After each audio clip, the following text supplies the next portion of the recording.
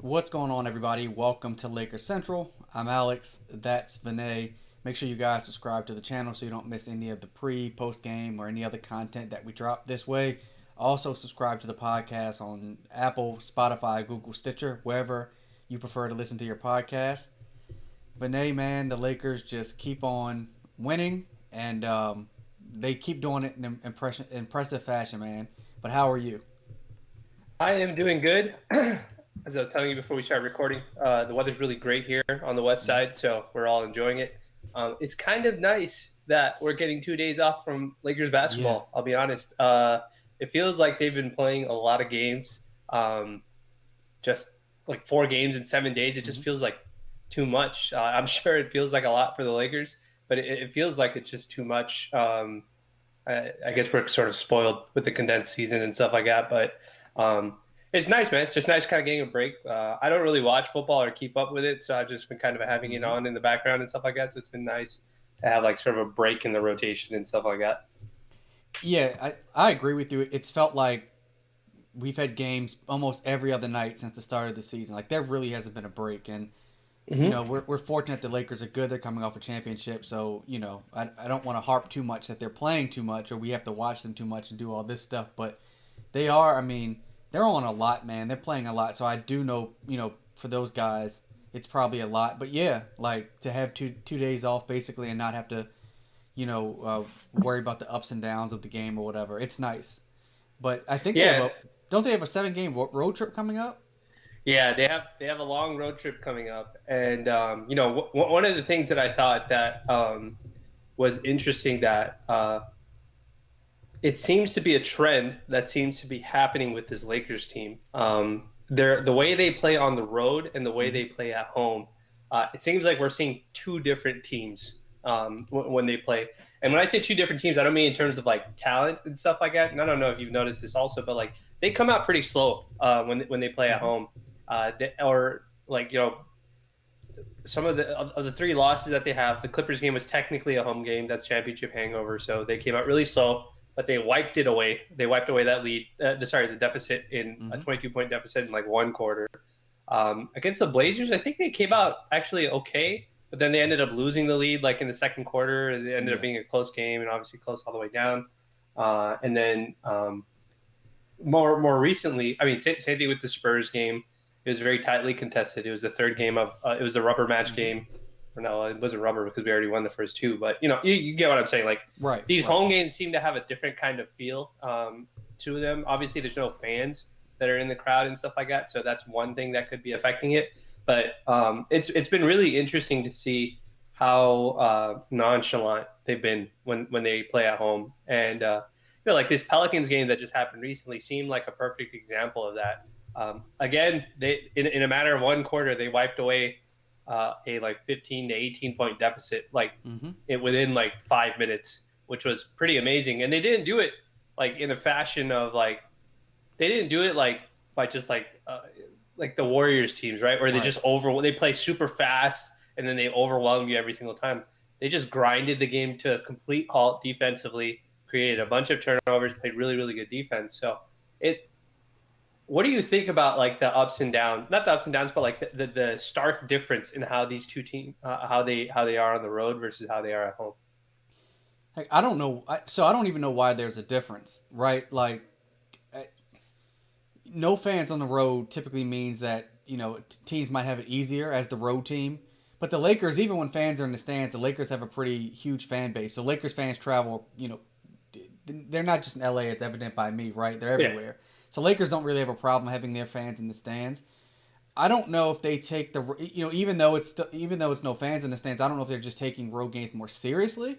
Like, I Hmm. don't know why they look so much more impressive on the road than at home. I mean, they were 500 coming into the Pelicans game on the road, and then they won it, so now they're obviously up. But like, I don't know. I don't know what the difference is, and I think maybe they're a little more relaxed at home. They're with their families. Yeah. It's a little more quote unquote home cooking, right? They can kind of chill out a little bit more. So maybe that's what it is. Yeah. But there is a difference in how they're playing. Yeah. And so that was like So one of the things that I tweeted, I was just like, join us in this pod. We're gonna discuss conspiracy theories. So that was like gonna be the conspiracy theory that I was gonna push. And it's not really a conspiracy. It's just me taking a guess. We're just speculating as to why they come out kind of so lackadaisical in like the Mhm. first halves or the first quarters when they're playing at home. And then all of a sudden, really, it feels like they don't pick it up until like the second half. Like they're just kind of going through the offensive and defensive motions to some degree for the first half of some of these games. And I thought the reason why, honestly, it was because them being on the road, they can't do anything. Like it's even more strict than it was last season. Yep. They're not allowed to like even eat at certain places and do things Hmm. with certain places and stuff like that, or even have certain guests over, whatever that may be. Um, so they're just basically. It sounds like they're basically confined to their rooms. They're not Yep. even. I don't. I'm not even sure that they're allowed to like hang out together, like in that capacity, because I think their contact tracing and stuff like that becomes a concern. So I think because they're hyper focused when they're on the road on the games, and they don't get to do anything else other than what's maybe in their hotel rooms or whatever. I think when they get to come home, I think, and I don't know if every team is doing this, but I think Frank Vogel is just letting those guys just go home. Like I don't Yeah. think they're doing film sessions. And there was a quote, I don't remember who reported it, but it wasn't actually the Lakers that was saying it. It was somebody else, some coach for some other team. He was basically saying that teams aren't even getting practices in. Like there's no practice whatsoever with the regular season schedule. So everything that they're learning is on film.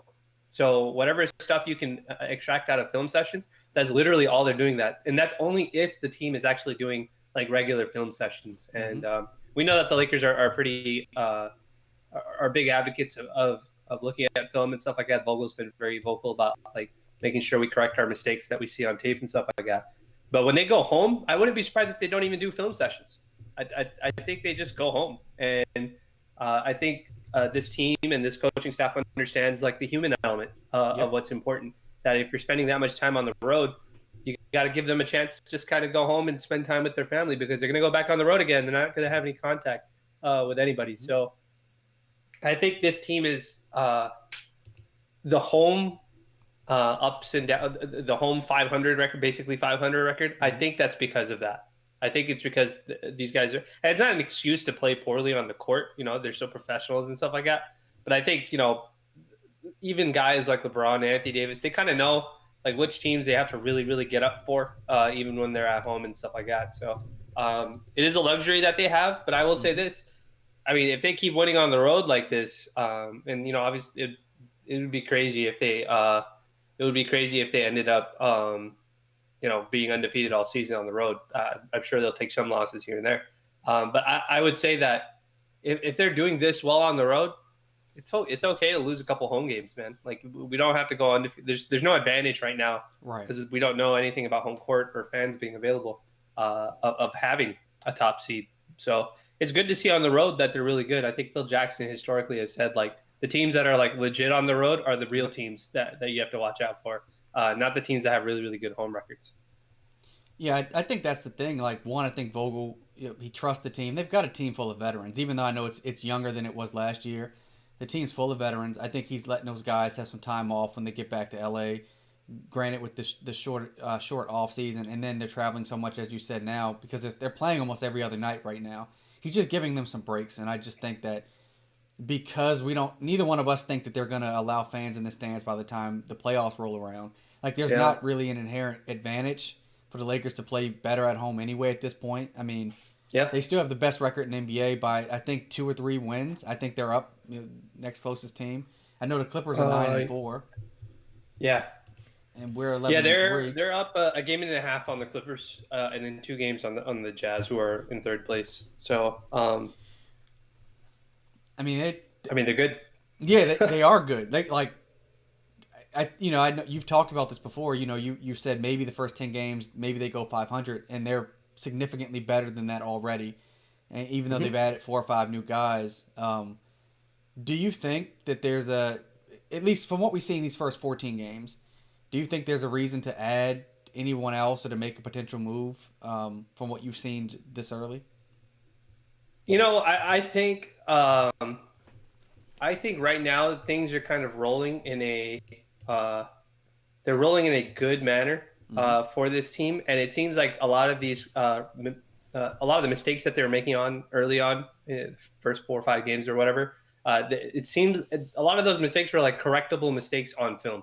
They weren't things that you necessarily required practice for. So, uh, how hard Montrez hedges certain screens, Mm-hmm. how whether he plays drop, which he's pretty much not done anymore. Like he's Yep. not playing drop coverage at all anymore, and so like those kind of things could be figured out in film sessions, and we're seeing an improvement on the defensive end when it comes to that sort of stuff. Um, I don't know if there's any changes right now. Is absolutely necessary. I think once we get a bigger sample size, and see, this is the strange part. Like the regular season this season is so strange because of Mm-hmm. the people going in and out because of COVID protocol, and because of the schedule, because you know guys run back to backs, and just the nature of people Right. getting up for certain games, like it's very hard to tell. Like what team have we seen with like a big, like that has like a proper big that's like overwhelmed us for sure on the interior, like that to warrant a conversation like, hey man, we like, and when I say overwhelmed, I mean like clearly Lakers had no way to match up against this guy, and Right. we had to like play Anthony Davis exclusively at the 5 because he was like our last hope sort of Mm-hmm. situation. Like I can't think of a game this season where that's happened. Have we had like spot moments where that issue has happened? For sure. Have we had like a quarter or a half where we were getting overwhelmed on the interior? For sure. But a lot of that issue, I think, was coming from like guard play and stuff like that, like guards getting into the interior of the Right. defense and stuff. But that stuff has kind of corrected itself since KCP and Caruso have been back, and those are two guys that were like probably our best defenders on the wing. And then we know like Wes Matthews has been in and out right now with the lineup and stuff like that too. So uh, I haven't seen it. I haven't seen the need for it, and that doesn't mean that we don't need it. It just means that like we have to see what that actually looks like. What does the Lakers team that honestly gets overwhelmed by a big look like? And we may not see it until we play a team like Denver or a Or team Philly like a team like Philly on the or even 27th. Miami. Right. Yeah, Miami. And so it's kind of hard to gauge that. Like you could make the case that if nobody really makes any changes and stuff like that, kind of moving forward, and if the only two true bigs that give us problems, and I'm not even sure that they're going to give us problems, in Embiid and Jokic, Jokic. um, like if those are the only two guys, like, and we're doing fine, meaning like we're not hemorrhaging a bunch of points, like Right. we're not having. Do we need a big like that's what I'm saying. Like we have to see what like the regular season looks like. It may be more important for us to get like a big wing more than it is like a Trevor Ariza type, more than it is a proper center, just because of the nature of how the game is going. Like I was Mm-hmm. watching the Nets game yesterday, and they're running Jeff Green at center. Like, so are the Lakers? Do the Lakers need to get a team like get a guy like Dwight Howard? Like, Mm-hmm. I don't know. Like, because he's not going to get played in that matchup.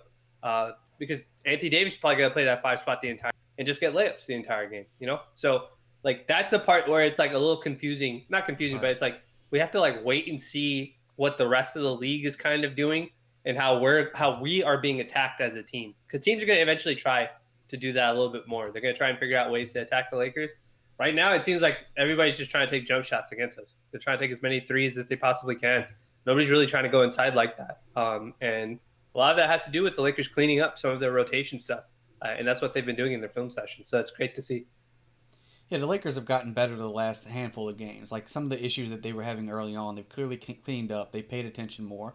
And you're right. Like just when you look across the NBA, in terms of true bigs, like okay, there's Jokic and there's Embiid, and Philly's going to have their hands full now with the Nets and whatever goes on with Milwaukee or the Heat, right? So, like to me, stacking up on an extra big man this early for a team that we're really only going to face potentially in the finals, that doesn't make any Mm-hmm. sense to me. And then we look at Denver.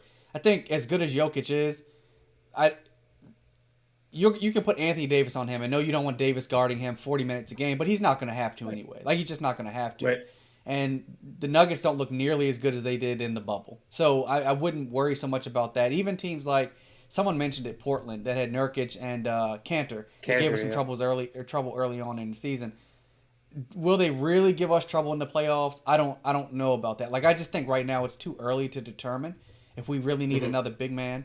the Lakers have looked good. Like for all the issues that people said, Marc Gasol wasn't athletic enough. We needed someone that could get up and down a little bit more. The Lakers are still one of the top teams in the NBA in blocks.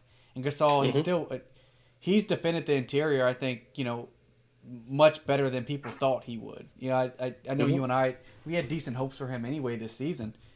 And something I was looking at, like, I don't know if all this is fool's gold, but I'm going to post it on the screen anyway. Um, like, this is ridiculous, man. Yeah. Like, they have been exceptional really early on. They've gotten off to a start that I don't know if we thought that they would, but like Yeah. third in rebounds, third in blocks. I mean, is all of this just fool's gold? First in defensive rating, is it fool's gold? No, man, it's like if you're watching these games, so I've tried to watch as much basketball as I possibly could, even outside of just Laker games, and it's just obviously people are always going to say that we have some sort of bias because we're Laker fans, but like Right. there is something to this team. So I would say this: if these were their numbers and LeBron and Anthony Davis were averaging like 36, 38 minutes a game, I would be like, all right, maybe we're trying too hard. Right. Like I'd be like, we're trying way too hard to like be great. Maybe we need to chill out or load manage or whatever it is and stuff like that. But the fact that we're playing them only 30 minutes Mm-hmm. and we're still like tops in so many of these offensive metrics and defensive counting stats, um, that has to be a good sign in my opinion. Usually stuff like offensive rating, net rating, and stuff like that. It's a sometimes it can be a little wonky, and with like I said with this season and just kind of Mm-hmm. how it's been, it's hard to tell which teams are consistent and which teams aren't because like I'll give you an example again. Like I said, I watched the Nets game yesterday. I was watching. They were playing the Magic, and the Magic, literally the night before, got blown out by 30 Yep. to the Celtics. But last night, like that game was close all the way up until like the minute 30 mark. You know what I mean? Like it was a tight game, like a two possession game and stuff like that. So it's like I don't know what version of these teams that we're seeing, but like the logic I'm at least using and stuff like that when it comes to it is whenever somebody plays the Lakers, like they're all ready to play. Like That's it right. doesn't matter what your game has been. You know what I mean? Like you could have like a 5 game losing streak, but these guys come out like it's the game of their lives against the Lakers. So I think we are getting the best shot from many of these teams because we're defending champs and stuff like that. So like that's kind of something that bodes well for us, right? So we don't get a team that's gonna punt the game. You know what I Right. mean? Like we're getting teams that like want to play, Mm-hmm. assuming guys aren't out because of because they're hurt or whatever and stuff like that. Pelicans game is a great example of that. Like Ingram was hurting us a lot in the first half. He was practically unstoppable with his shooting. Zion he wasn't necessarily getting to the rim, but he was Mm-hmm. creating so many collisions that he kept getting fouls. And so that was kind of causing some problems for the Lakers. But in the second half, you saw Frank Vogel make the adjustment and say, all right, I'm going to put Anthony Davis on Ingram and see what happens. Like he did last season, and Ingram got completely wiped out of the game. Obviously frustrations boiled up for him. He got a technical foul late Yep. in the Pelicans game. Zion, they started putting more bodies, being more physical with him. They said, okay, look, if you're gonna try and take these sort of layups, and you're gonna get if the refs are gonna give you foul calls anyways, then we're gonna make sure that these fouls count. They didn't try Mm-hmm. to hurt him, but we're not gonna give you like the continuation layups and Right. all that Right. kind of stuff. And so like that was a first half to second half adjustment and stuff like that, which was interesting. But like the Pelicans were trying to win that game. You know what I Mm-hmm. mean? Like they're playing very well. Pete Laker Film Room, he posted a bunch of highlights of Dennis Schroeder playing really, really great defense on Nickeil Alexander-Walker, who put up like 37 or 39 on the Clippers like just a day ago or whatever before Mm-hmm. the Laker game. So like he was streaking upwards in terms of like his he was in foul trouble too as well. So it's like we're getting these, even though it's an up and down season, we're getting these guys, we're getting these teams where they're playing like like they're ready to go, like because it's the Lakers, they want to see how good they look. We saw Yep. the comments from Christian Wood and famously from who's it John Wall saying that like we need to see how we match up against a real team, and this is a barometer for Mm-hmm. us and stuff like that. So we're getting maybe not their absolute best shot, but we're definitely getting like some serious effort from opposing teams. And so I don't think it's a fluke because I'm not seeing any teams roll over against us. Like they're trying to win these games, and the Lakers are still finding ways to play some excellent defense and offense and blow these teams out. So um, And the that's what Lakers I think. are. We've seen everybody get blown out this season. The Clippers have gotten blown out. We've seen good teams. The Bucks, Lakers Hmm. still have not been blown out at all. They've been in every game that they've lost this season. Yeah, And I think Adrian's right about this because you were mentioning this, man. Lakers are a brand and LeBron's a brand, and you put those two folks together, and guys are coming in like it's Game 7. Like they do want to. I mean, guys do want to play well against the Lakers, whether it be for for sure. social media clout, whether it be for their next contract, whether it be for more playing time.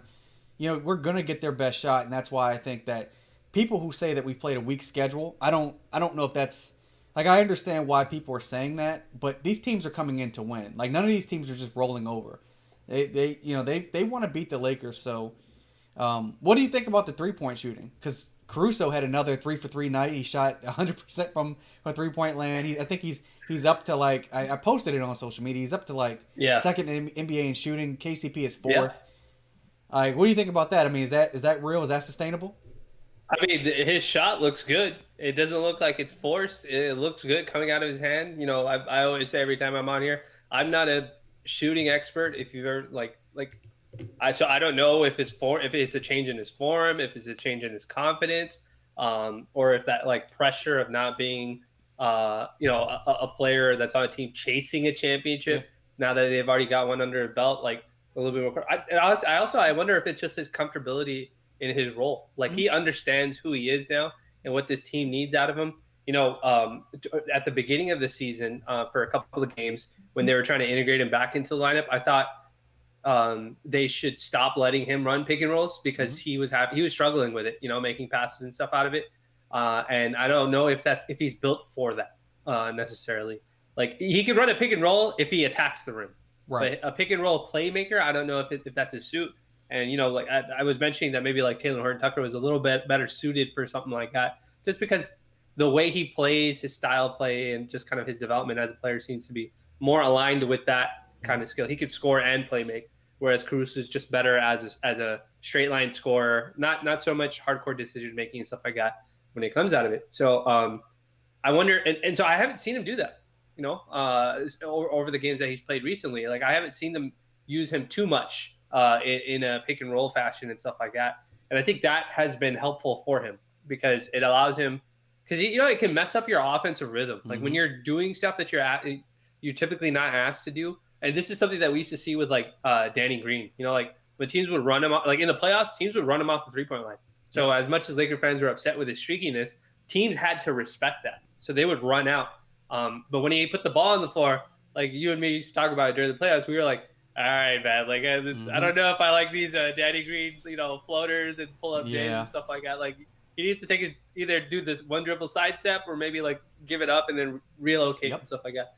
But obviously that's all water under the bridge now. But it feels like Caruso's natural element is to be a defensive disruptor, run the lanes, and then spot up for catch and shoot threes. And I think him being more comfortable with his role and the Lakers fitting in the right pieces next to him in those lineups to allow him to do that is why he's good. And I'm sure he's not going to shoot 50% from three the entire season. That would be insane. I'm sure there'll be some regression to some degree. And it may come down to like something somewhere like around 40% or something like that. But the early signs bode well. And it looks good. And look, it's not just him. He's shooting really well. KCP started off the first half of the Pelicans game. I think he missed every three he took. Yeah. Yep. And but then in the second half, he hit two. Like I think in the third quarter or something like that. So like he found his rhythm Mm-hmm. or whatever it was. And I'll take it even one step further. Kyle Kuzma is hitting his threes. Like he's shooting 40% on his catch and shoot threes. And I know every game there's always going to be folks who see Kyle do a couple boneheads up plays. And look, I'm the same guy. Like, when I see him do certain things, I'm sitting there and I'm like, all right, I roll my eyes like, come on, man. Like, what are we doing here? Like, Mm-hmm. that's not your play or whatever. But he has legitimately been a quality catch and shoot 3-point shooter this season. And I'm trying to pull up his numbers right now. Those numbers are actually higher now. So in So of all the shots that he's taking, right, of the 132 shots that Kuzma's taken, 56 of them, which is about 42%. 42% of them are catch and shoot threes. When you see a number that high, okay, in shot distribution, that means that he's been specifically told, coached, this is what we want you to do. Nobody shoots that high of a ratio unless they're specifically told something like that. And so it's very similar to the same thing like Caruso. If his shot distribution starts going very extreme in certain sections, that's a role player. That means that the coaching staff has told that guy, just do this and do whatever you got to do on the defensive end, and you're fine. And I think those two guys, or even three guys, KCP, Caruso, Kyle Kuzma, these are 3-and-D guys that you need to put around Anthony Davis, LeBron, and even Dennis Schroeder. You have to put these sort of guys around them. And the best part about all three of them is if they do get closed out on, if somebody's closing out on them really hard, they can put the ball on the floor and make a straight line drive for a layup. And that's really all you need. So what I was saying, 42% of Kyle Kuzma's frequency is from specifically catch and shoot threes, and he's actually shooting 43% on those shots. So as like, you know what I mean? Like that's I don't know how else to describe that. That's extremely good for a guy like that. And I think he's like maybe second. He's taking like the second most threes for the team, or the third most threes for the team. So I know that we zoom in on very specific teams, specific things when it comes to a guy like him, but he's doing what like we really need him to do, which is be a really great 3-point shooter, especially on his catch and shoot threes. So, you know, the stuff like his rebounding increasing, that to me, now, was he doing that in the first 5 games? No, he wasn't grabbing rebounds at that rate. So like clearly there's something that's going on that this coaching staff is seeing on film, and they're telling him, or they saw his body language and they realized that he wasn't being involved in the offense for long stretches of the game. So they said, hey, start grabbing rebounds. Like, get yourself back into the game, because we can see it in your body language, or we can see it in the way you're engaged with this offense and stuff like that. And, you know, some of these rebounds that he's grabbing, there's other Lakers around, and he's going to go get them. And these other Lakers are not even, they're not even like getting in his way. They're like, go ahead, grab it.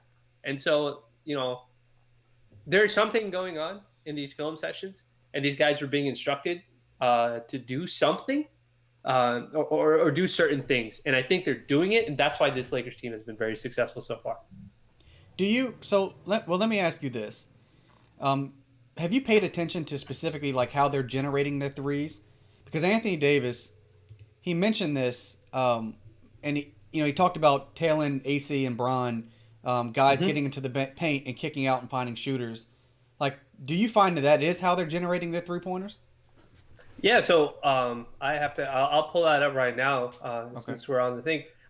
Just on watching the game, it feels like their 3-point shot quality is, the quality of their looks is very high. Like meaning like it's within rhythm. It's you know, they're very open, wide open to very open. And then on top of that, like they're not rushed. Like I'm not seeing any shots these guys take out of rhythm shots where they're rushed out of rhythm and stuff like that. Which means that usually that means when it's within rhythm, that means that somebody is either breaking through a certain, creating a point of failure in the defense, and then now the ball is moving around and stuff like that. So I think that is definitely what's happening. It feels like a lot of, we talked about this last time. It feels like everybody in the league is 1 year behind the Lakers. Everybody's packing the paint, thinking the Lakers can't shoot threes. And then as soon as like a guy like LeBron, attacks the rim, or Anthony Davis gets near the paint, all of a sudden everybody's collapsing. And now now you've got like these wide open guys, and the Lakers have told their guys, hey, you're going to get these really quality looks. Don't be afraid to take them. Just take them. And if they go down, they go down. If they don't worry about it. Like, we don't have any pressure on us this season like that you have to make these. And I think that's helping them out. And these guys are just locked in, in regards to that. And I'm pulling it up right now, what that number is. So when we're looking at the tracking data for the Lakers through these 14 games, they've attempted, let's see here. They have attempted about 100 and no, sorry. The attempts are much higher than that. They have attempted about 400 and what is this? 424 field goal attempts, 3-point field goal attempts as a team. Mm-hmm. Okay. Um, I would say, and of those 424, that number is like, or sorry, it's a little bit more than 424. It's like 450. I'm just going to round it up for Mm-hmm. now. About 450 3-point field goal attempts. And I'd say like 95%, if not more, 95% or more are either open or wide open. So they're getting It's really good ridiculous. quality 3-point attempts. And eventually what's going to happen is teams are going to, some scouting team that, or somebody who has a scout that's on one of their teams is going to say, these guys are getting wide open threes somehow, and we Mm-hmm. need to not allow them to do that. Like a team like Miami will scout something like that out, Right. but then that's going to open up driving lanes because teams are going to start closing out real hard and stuff like that. So it's the Lakers' identity was putting pressure on the rim and attacking the rim, and I think that's the league didn't realize that you can win, playing in a traditional, as my guy Kingsley likes to say, honest basketball, like going Mm-hmm. to the rim the traditional way and stuff like that. Um, and I think everybody in the league is a year behind. They think that the Lakers are still doing that, which they are to some degree, but they don't need to because they have way better 3-point shooters now and they're making their shots. So I think your graphic had them at like the fourth best 3-point shooting percentage as a team across the league. Like that sounds about right. And if they continue to get 95% or more of their 3-point looks to be open or wide open, that's going to be pretty good, man. They're going to get a lot more blowouts because we know that teams that get a lot of high quality threes, that's where that big variance. That's when like a 10-point lead actually turns into more of like a 20-point lead or a 25-point Mm-hmm. lead, and that's why we're seeing that sort of thing happen. These huge variances in their blowouts. Yeah, they've had a number of games where the score, like I know the scores have been a bit closer, but they've gotten up to 25, 30-point leads. I think had a 25-point lead against the Pelicans. And they were Yeah, down at one point, like, I think 15 in the first yeah, half, I they're think. down 15. That's a huge swing to go the other Yeah, way. it is. Like, and so I don't know if it's like this for you, but like, it used to be when I'd watch Lakers games, at least when, we were bad. And even when LeBron got there, as we've gotten better, like, we'd get down and I'm like, okay, they're going to throw this game away. But now they Yeah, get down and I'm not even worried. Like I just yeah, know, like they were missing shots in that Pelicans game, and I just said to myself, these shots are open. Like they're gonna start yeah, knocking them down at some point. Like Brandon yeah, Ingram was hitting everything that he could. Zion was bullying in the paint, and I was just like, okay. Like as the game goes on, Lakers are gonna just figure this thing out, and they'll flip a switch, so to yeah. speak. And that's what they did. Like all of these games, when they've gotten down, I haven't worried about them being able to claw their way back at all. Yeah, I agree. I think they've done it in different ways. Mm-hmm. Sometimes it's speeding up the pace of the game. Sometimes it's like and getting more into transition. Sometimes it's grinding it down on the defensive end. Sometimes it's just a flurry of threes. We've seen a game where they like came in like during a short stretch. They ended up hitting like 3 or 4 threes in a row or something like that, and all Yep. of a sudden a lead gets cut in half, or they extend out a lead and stuff like that. Um, it's it's a very different experience. It also feels like um, Lakers Twitter is not as anxious Mm-hmm. during the games too as well when this sort of stuff happens, like when we go down 15 and stuff like that. Yep. And I think some of that has to do. I think some of that also has to do with like this being year two of Mm-hmm. watching LeBron and Anthony Davis together and better understanding their body language. Like the folks that are Braun folk who've watched him all this time, they're much more intimately aware of like when he's being serious and when he's not. And I think for at least for me, because would be my third season technically watching LeBron in a Lakers jersey, but like just watching him in a jersey and kind of knowing what his body language is like. Um, last season there were a lot of games where he did exactly what he would do like against like a Grizzlies and a Spurs game that he did this season, where he was like very casual, just Yep. getting guys involved. I think one of the Grizzlies games or the Spurs games, he only had 9 points going into the fourth quarter or something like that. And then he was like, all right, let me just take over. Like he did that with like the Cavs last year. If you remember, Mm-hmm. there was a Cavs game where the Cavs came to LA and like they were just like they were causing a lot of problems for the Lakers. It was a close game. They had the lead. Colin Sexton was lighting everybody up and stuff like that. Yep. Nobody could stay in front of him. And I was just like, all right, are we really going to lose to the Cavs at home and stuff like that? And That was a game where like LeBron was just kind of just passing to his teammates, chilling out, and then literally like like a 4 minute, 5 minute stretch of basketball, he's like, all right, just give me the ball every single time. And I think Lakers ended up blowing him out by like 15, 20 points or something like that, some large number. Mm-hmm. And so it's just like, you know what? He's been in the league for 18 years. There is no better leader in the NBA than he is, that understands this game, what it actually takes to beat certain teams and what it takes to beat other teams, the competitive ones and the non-competitive ones. And so I think Laker fans who didn't know what it was, they now know what it is, because I don't see people complaining about it as much. The only thing I see people complaining about is like Kuzma and stuff like that. But they're just gonna people do that. Yeah. I think some people now just do that just for fun, because they need something to talk about, right? Like it's not really that. It's fun watching the Lakers win, but it's like there isn't any adversity yet. And I think the second half of our schedule is going to be loaded with a whole bunch of adversity. But it'll be interesting to see, man. We're going to have the Warriors on Monday, and then we're going to have, I think, the Bucks after that, right? If I'm not mistaken. On the 21st, I believe. Yeah, so those will be great games to watch. We'll get a real test and sense of how good this team can be, or it is, and I'm just looking forward to it.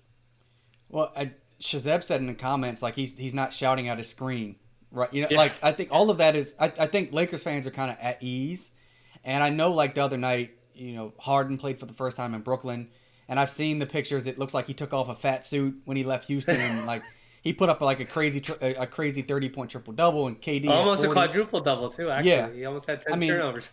They look good as we would expect. Of course, they were playing the Magic, and Kyrie's not back, so who knows what that integration looks like. But I think when the Lakers play teams like the Bucks, for example, so if we lose to the Bucks, I'm sure that will.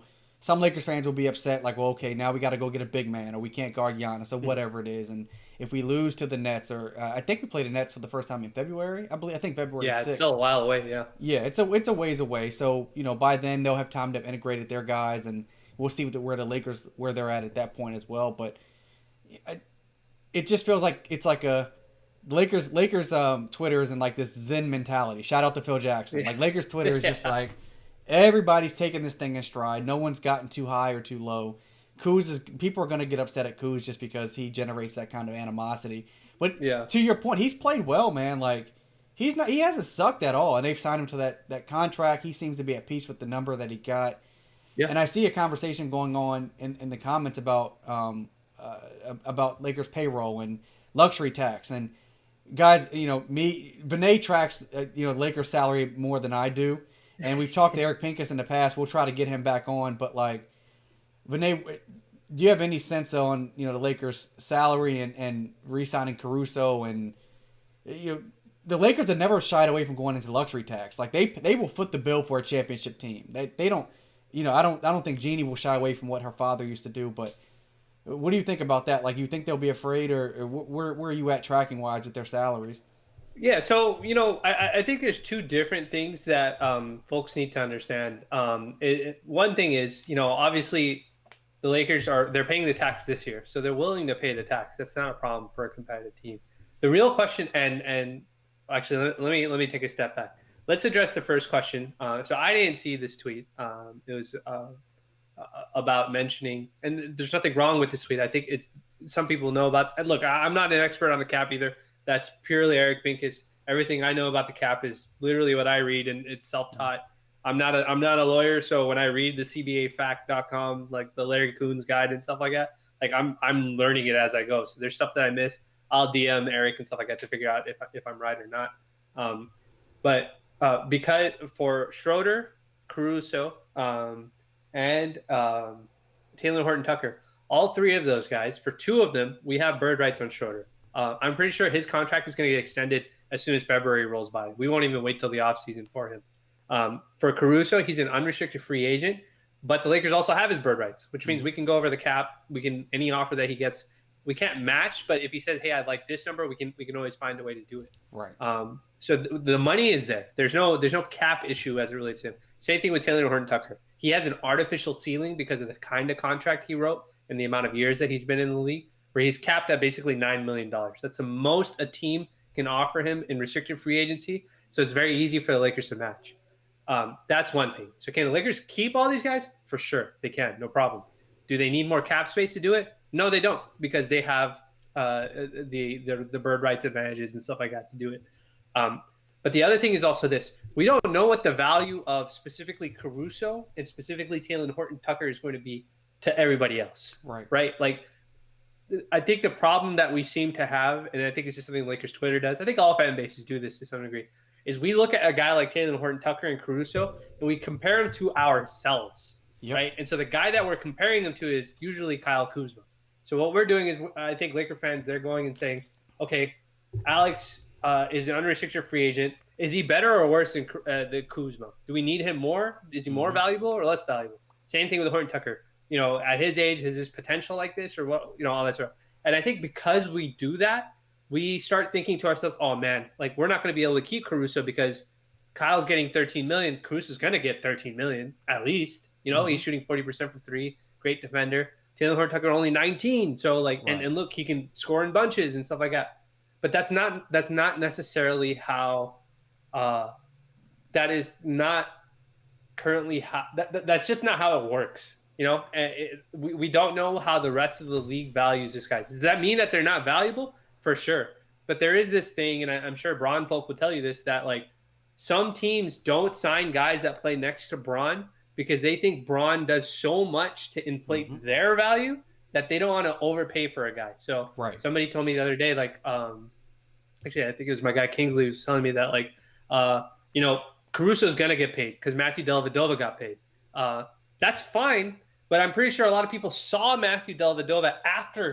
He left the Cavs and said, okay, wait, maybe we need to think about like how much we offer this guy. Now, is Caruso better than Dellavedova? For sure. He absolutely is. But can he be that good? And do I have a system to put him in place to be that good? So I think a lot of teams evaluate stuff that way. So when it comes to retaining these guys and whether we have to offload somebody we don't have to offload, that sort of thing, it ultimately comes down to tax. And shout out to Eric Pincus. He was in, I tweeted the other day that we could retain all these guys. And he perfectly responded to me saying they can retain all these guys. It's not about retaining them. It's about how much tax is associated with keeping them. How much will it cost us additionally on top of their salaries to keep those guys? And the late Dr. Jerry Buss spared no expense to some degree. But at the same time, Eric also brought up a very good point, saying that Dr. Jerry Buss also didn't spend $100 million in luxury tax savings, luxury tax money to play a contender. So it is uncharted territory for Genie to kind of go through and stuff like that, and sort of the decision makers on our team. But there's a few variables here. There's a few variables here that like we have to think about, and one of those variables is how much are these guys actually going to get on the market, and then the other variables that we have to sort of think about too as well is what does the landscape of the league look like at that time? Yes. So just because teams have cap space doesn't mean that they're going to use all of their cap space for certain guys. And then obviously there's stuff about basketball fit and stuff like that too as well. See, I think that's the big thing. I think that you're right. People are looking at what Kuzma got, and they're like, well, THT and Caruso are worth more than he is. I think they're also looking at what Schroeder may get and saying, well, wait, if we give Schroeder 18 to 20 per, how are we going to keep these other guys? We just extended LeBron and Anthony Davis. So, but like to your point, the Lakers can clearly keep all these guys together if they're willing to foot the bill. And I think beyond that, I think you just look at the greater league, and even if there's other teams that value Caruso and THT at a higher dollar amount than maybe the Lakers do, I think the COVID situation and its impact on the league's finances is going to make some owners think twice before they give certain players the money they may have 2 or 3 years ago. So the superstars are always going to command big money. That's just the way these things go. But in a COVID environment, the way it's impacting not only the NBA's balance sheet, but all these other businesses these billionaires have. I mean, they are billionaires, but like we've talked about this at length about Tim Fertitta's other business interests. These guys are looking at their other business interests and saying, wait, do I want to give a role player $15 million per? I mean, like, I don't know if that's reasonable for a lot of these other teams. And so I don't know. I think that, everyone should probably take a step back and just look at it like the Lakers are going to keep every player that they feel necessary in keeping. They're not going to let any of these guys go.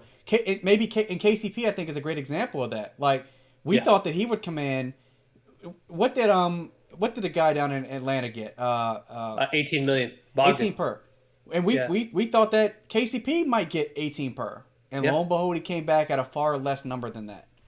Yeah, yeah, and I think one of the things the trade-offs that's happening, and look, I don't have any sports agent background, so I don't know how they do these negotiations, but it seems as though what the Lakers are willing to do is that they'll give guys like Kuzma, guys like KCP, if they're not able to reach the yearly sum, like the yearly amount that these guys Right. want, they'll give them earlier opt-outs, and they'll Mm-hmm. say you can re-enter the market when at an earlier time. And I think that is what like one of the trade offs that probably happened like in Kuzma's deal. They probably told Kuzma, "Look, we like you.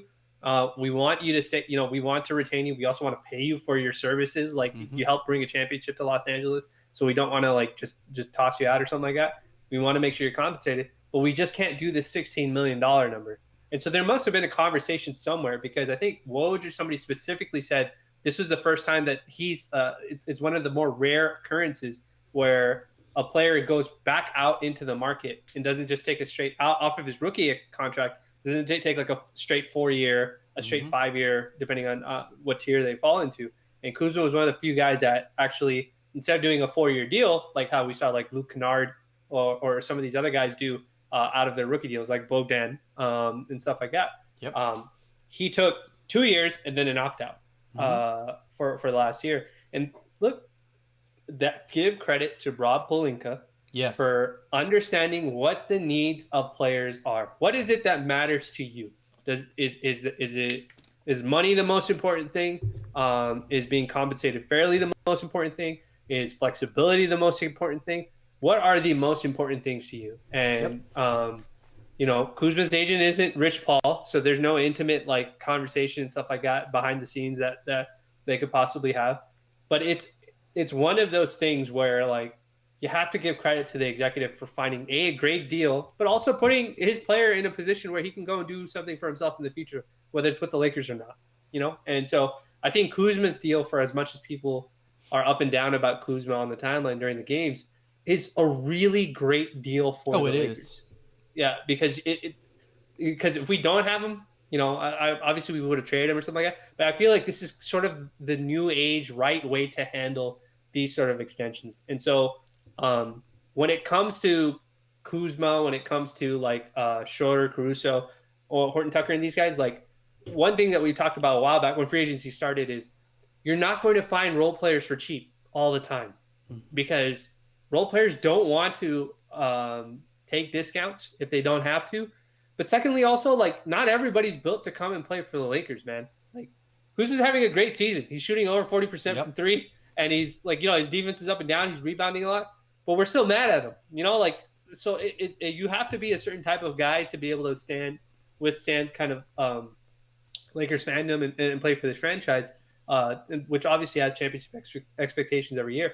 But like navigating through that fog and navigating through like the sea of prospects. Like I'll give you a perfect example. The Clippers signed Nicholas Batum, right? And he's been their starting four basically for most of this season, stuff like that. Like Nick could have came to the Lakers, like Mm-hmm. Serge Ibaka went to the Clippers, and apparently early on the Lakers were interested in signing a guy like Serge, but he went to the Clippers. So there's certain guys that just don't want to come to the Lakers. It's not That's because they right. hate us. It's just some guys, it's not for them.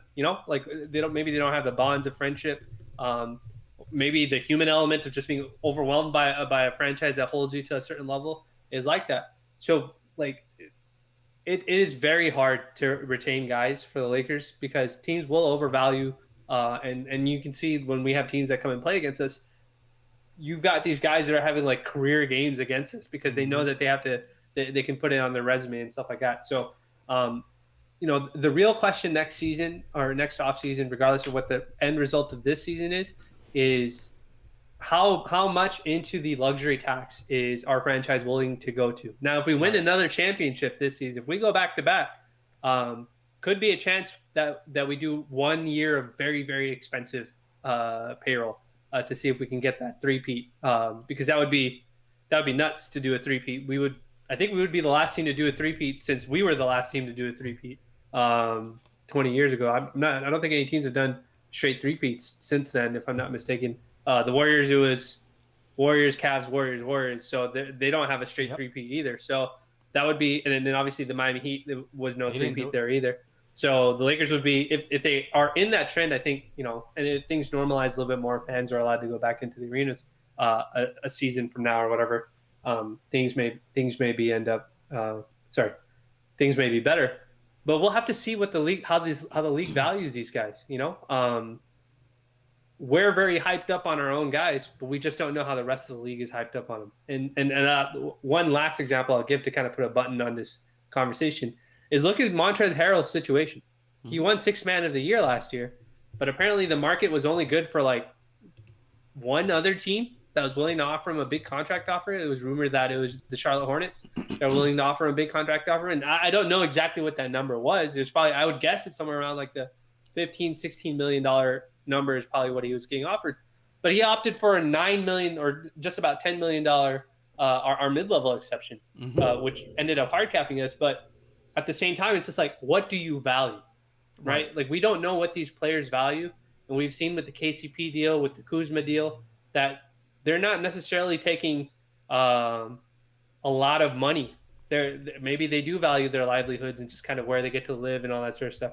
Montrezl Harrell is a perfect example of that too as well. And maybe next year, if he wins a championship this year, maybe he cashes out, and another team gives him an even bigger deal offer.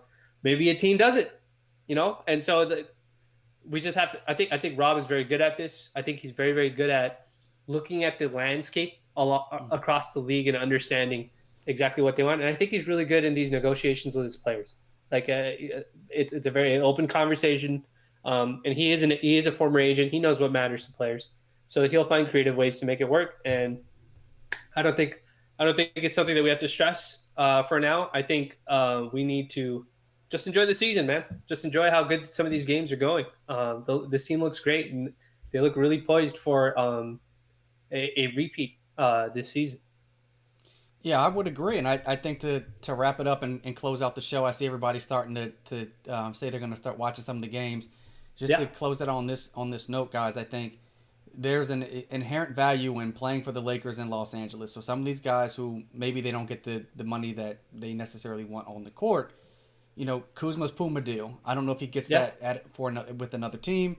I've heard that KCP has a T-shirt line that's doing really well. Caruso has a T-shirt line. Like, I don't know if those things do as well as other off-court stuff these guys are doing if they're not playing for the Lakers in Los Angeles. So I wouldn't worry so much about the salary cap. They're going to extend or bring back whoever they need to. And if they won't, the Lakers are in a really good spot right now. There's a lot of veterans, a lot of guys out there who are willing to ring chase.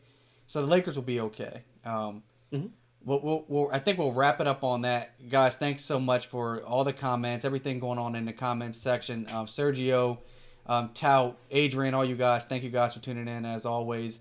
Make sure you guys subscribe to the channel on YouTube so you don't miss any of the pre- and post-game stuff. We'll be back tomorrow before the Warriors game, which is at 7 p.m. Pacific, 10 p.m. Eastern, and subscribe to the podcast on Spotify, Apple, Stitcher, Google, wherever you prefer your podcast. So enjoy the rest of your weekend, guys, and we're going to get out of here. Thanks so much for watching Laker Central.